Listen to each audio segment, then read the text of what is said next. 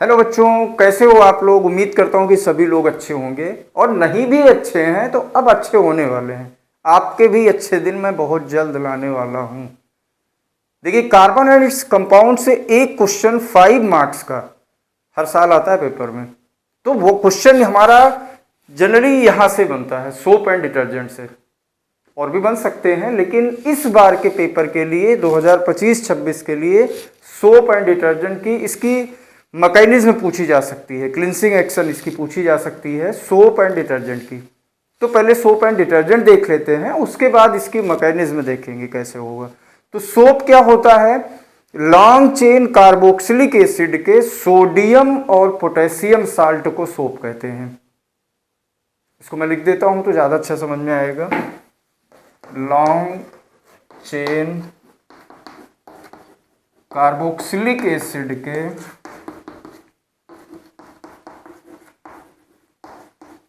Sodium और potassium salt को soap कहते हैं। और डिटर्जेंट क्या होता है? सल्फोनिक एसिड के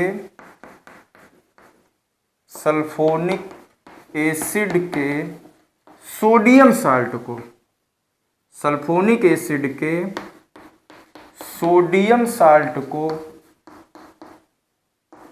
या सोडियम सल्फेट को, सोडियम सल्फेट को या अमोनियम साल्ट होते हैं,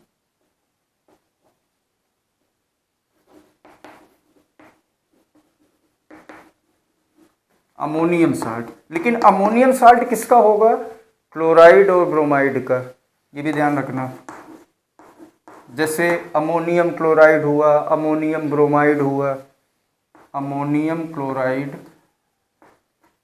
या ब्रोमाइड साल्ट होते हैं, जिसमें कार्बन के लगभग 12-18 कार्बन होते हैं डिटर्जेंट वाले में। अब थोड़ा सा इसको समझिए कि ये जो मैं लाइन बोला, लॉन्ग चेन कार्बोक्सिलिक एसिड के सोडियम और पोटेशियम साल्ट को सोप कहते हैं। तो ये लॉन्ग चेन कार्बोक्सिलिक एसिड क्या होता है? कार्बोक्सिलिक एसिड तो सब लोग पढ़े हो। कार्बोक्सिलिक एसिड क्या पढ़े हो? फंक्शनल ग्रुप में सबको पढ़ाया गया था, यूपीएससी नेमिंग में बताई गई थी। जैसे carboxylic acid, carboxylic acid functional group क्या होता है? Single bond COH। ये जहां पे लगता है ओइक एसिड लगाते हैं ना, ओइक एसिड। तो जैसे हमारा पहला क्या था, HCOH है तो methanoic acid, ethanoic acid, propanoic acid, butanoic acid, हम लोग 10 तक जानते हैं। लेकिन ये लॉन्ग चेन कार्बोक्सिलिक एसिड के हैं, मतलब इससे भी बड़े, जिसमें 15, 17, 18, 20 कार्बन ऐसे रहेंगे। तो अब जैसे इसमें जो लॉन्ग चेन कार्बोक्सिलिक एसिड है, एक चीज और समझ लेना, इसको नोट में लिख लेना कि ये जो लॉन्ग चेन कार्बोक्सिलिक एसिड हैं, लॉन्ग चेन कार्बोक्सिलिक एसिड, ये जो लॉन्ग चेन कार्बोक्सिलिक एसिड हैं ये फैटी एसिड होते हैं। रीजन क्या है? ये ऑयल और फैट से मिलते हैं। ऑयल और फैट की हाइड्रोलिसिस कराने पर ये मिलता है। किससे मिलता है? ऑयल या फैट से। इसीलिए इसको क्या बोला जाता है? Fatty acid. Long chain carboxylic acid को क्या कहते हैं? Fatty acid. तो इतनी बात सब लोग समझ गए होंगे। अब इसमें जो यूज होता है उसको देखो। इसमें क्या मैं बोल रहा हूं कि लॉन्ग चेन कार्बोक्सिलिक एसिड के तो कौन कौन से हैं इसमें जो यूज करते हैं हम लोग? एक तो हमारा होता है पॉमिटिक एसिड। एग्जाम्पल में देखिए क्या है? पॉमिटिक एसिड, पॉमिटिक एसिड। अब इसका फार्मूला कैसे लिखोगे? पॉमिटिक एसिड का फार्मूला रटना नहीं है यार, सबका रूल है, सब लिख सकते हो। कार्बोक्सिलिक एसिड का फार्मूला लिख लेते हो ना, जनरल फार्मूला इसका बताया गया है। क्या होता है जनरल फार्मूला इसका? CnH2n+1 +1 में क्यों लगाया, क्योंकि एल्केन का होता है हमारा +2। एल्केन का जनरल फार्मूला क्या होता है, CnH2n+2। और जब एल्केन में से एक हाइड्रोजन निकालते हैं तो क्या बनता था, एल्किल ग्रुप बनता था, और इसके पास एक बॉन्ड खाली होता था। तो यहां पर कोई दूसरा हम फंक्शनल ग्रुप ऐड कर सकते हैं। इसलिए इसका फार्मूला, जनरल फार्मूला क्या था कार्बोक्सिलिक एसिड का, कि CnH2n+1 COOH, ये हमारा जनरल फार्मूला होता था। समझ में आ गई बात। तो ये कार्बोक्सिलिक एसिड का फार्मूला है, इससे हम किसी का भी बना सकते हैं, ethanoic acid, butanoic acid, pentanoic acid, किसी का भी बनाए। अब पॉमिटिक एसिड है ना, पॉमिटिक एसिड भाई इसमें कार्बन नहीं पता होगा। अब कार्बन कैसे याद करोगे, पास से 15, पास से पॉमिटिक, तो कार्बन 15 है। अब मैं फार्मूला लिखवा रहा हूं तुम लोगों से, कार्बन कितना है इसमें, 15 है। कैसे याद हुआ, पास से 15, पास से पॉमिटिक, ये भी ट्रिक की तरह समझ लो, पास से 15, पास से पॉमिटिक। अब जब 15 कार्बन है, एल्केन में क्या होता था, जितना कार्बन होता था उसका डबल +2 करते थे तो हाइड्रोजन मिलता था। इसे पता है ना कि ब्यूटेन का फार्मूला लिखना हो तो क्या लिखते थे, C4। अब 4 है तो हाइड्रोजन कितना होगा, 4 2 जा 8 +2 10, तो C4H10 ब्यूटेन का फार्मूला है। पेंटेन का फार्मूला कैसे लिखेंगे, पेंटेन किस नंबर पे, 5वें पे आता था ना, तो C5 5 2 जा 10 +2 C5H12 बना ना, मतलब जितना कार्बन होगा उसका डबल +2 हाइड्रोजन होता है। और जब हम उसमें से एक हाइड्रोजन निकालते हैं तो कोई फंक्शनल ग्रुप लगाते हैं, जैसे यहां पर हम कार्बोक्सिलिक लगाएंगे। तो पॉमिटिक एसिड का फार्मूला हम कैसे लिखेंगे, C5, अब ये C15 है तो इसका डबल करो 30, 2 ऐड करो 32, फिर उसके बाद एक कम करो क्योंकि हमको COS लगाना है भाई ना, फंक्शनल ग्रुप ऐड करना है, कार्बोक्सिलिक बनाना है। तो क्या बनेगा, C5H31 COOH। तो कुछ रट्टा नहीं मारना है, सबका रूल होता है, बस समझने की फेर है। तो ये क्या है हमारा पॉमिटिक एसिड। इसके बाद है इसमें स्टीयरिक एसिड। पॉमिटिक एसिड ही मिलता है किससे, वो भी बता देता हूँ, ये पॉम ऑयल से बनाया जाता है। स्टीयरिक एसिड,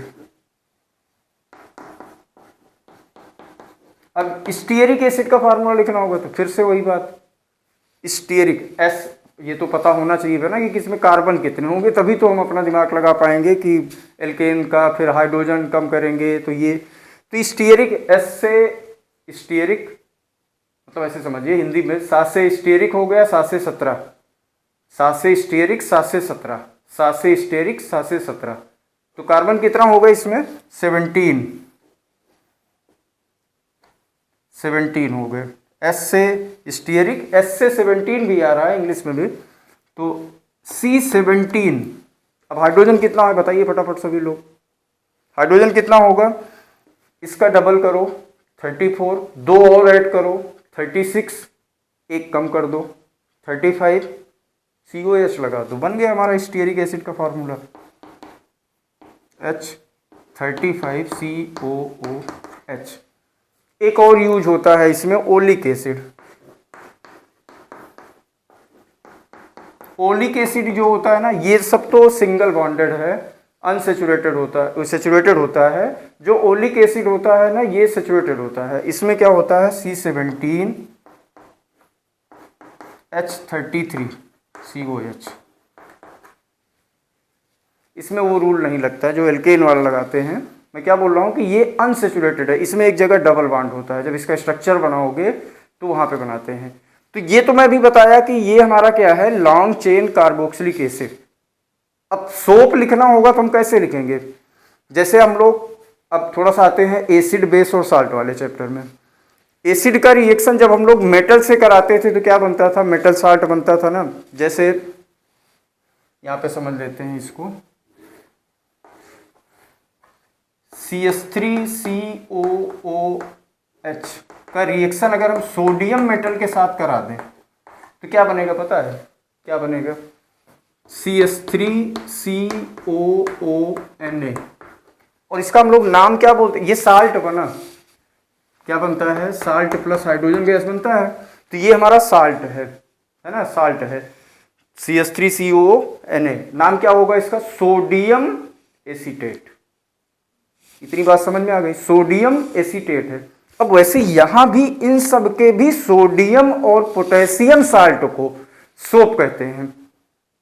सोडियम और पोटेशियम साल्ट को क्या कहते हैं, सोप कहते हैं। अब इसका अगर हमको साल्ट लिखना होगा इस एसिड के साथ, तो फिर हम सोडियम का रिएक्शन कराएंगे, सोडियम ऐड करेंगे, तो क्या लिखेंगे सोप का, सोप के लिए क्या लिखेंगे C15H33H31 C15H31COONA। ये हमारा सोप होता है, सोप मॉलिक्यूल। इसको क्या बोलते हैं, सोप मॉलिक्यूल C15H31COONA। और इसका नाम क्या होगा, सोडियम पॉमिटेट। ऐसे स्टीयरिक एसिड में H हटा के यहाँ पे Na लगा दो तो सोडियम स्टीयरेट बनेगा। ठीक है, अब इसको थोड़ा सा और आगे देखते हैं, उसका डिटर्जेंट का कैसे लिखते हैं। सोडियम पॉमिटेट को अगर हम ऐसे लिखेंगे C15H31COONA, तो इस तरह से हमारा फार्मूला सोडियम पॉमिटेट लिखा जाएगा, मॉलिक्यूलर फार्मूला। लेकिन अगर इसको हमको स्ट्रक्चर में लिखना होगा तो भाई स्ट्रक्चर 15 कार्बन का तो पूरा पेज भर देगा। तो उसका एक बहुत आसान तरीका होता है कि बॉन्ड लाइन नोटेशन में हम लिखते हैं जब लॉन्ग कार्बन चेन होते हैं। कैसे, जैसे ये यहाँ पे हम वही चीज़ लिखे हैं, सोडियम पॉमिटेट ही लिखे हैं। इसमें भी 15 कार्बन है, जहाँ टर्निंग पॉइंट है वहाँ कार्बन है, यहाँ कार्बन, यहाँ यहाँ यहाँ यहाँ यहाँ, इसको काउंट करोगे तो 15 कार्बन लगे हुए हैं। COONA प्लस, इसको सोप मॉलिक्यूल कहते हैं। मतलब इस तरह ना लिख के अगर स्ट्रक्चर में लिखना होगा तो हम ऐसे लिखेंगे, छोटा सा बन जाएगा, इसको सोडियम पॉमिटेट। और ये तीनों जो हैं ये डिटर्जेंट मॉलिक्यूल है। डिटर्जेंट मॉलिक्यूल में हमारा ये, इसमें हमारा 1 2 3 4 5 6 7 8 9 10 11 12 13 14 15 16 कार्बन है, 16 कार्बन। इसका नाम क्या बोलेंगे हम, cetyl trimethyl ammonium chloride, detergent molecule. इसका नाम क्या होगा, सोडियम डोडेसिल सल्फाइड, इसमें 12 कार्बन है। इसका नाम क्या होगा, सोडियम लॉरिल सल्फेट। तो ये तीनों हमारे क्या है, डिटर्जेंट मॉलिक्यूल हैं। अब यार इसको याद हो तो नहीं करना, ये तुम्हारे एग्जाम में नहीं आने वाला है, और मैं जो चीज बोला हूं वो मैं लिख दिया हूं। ये सब तुम्हारे इसमें से छोटे छोटे क्वेश्चन बन सकते हैं। लॉन्ग वाले क्वेश्चन जो बनेंगे वो हमारा सोप एंड डिटर्जेंट का जो क्लिनसिंग एक्शन वाला है वहां से आएगा 5 मार्क्स का क्वेश्चन। तो आशा करता हूं कि ये क्लास आप लोग को समझ में आई होगी। अच्छी लगी तो एक बार कमेंट करके ज़रूर बताइएगा, तो इससे एक मोटिवेशन मिलेगा। और मैं आप लोग के लिए लगातार अब जुड़ा हुआ हूं और आखिरी तक आपके साथ रहूंगा। जैसा कि मैं शुरुआत में बोला ना कि आपके अच्छे दिन मैं ला के रहूँगा।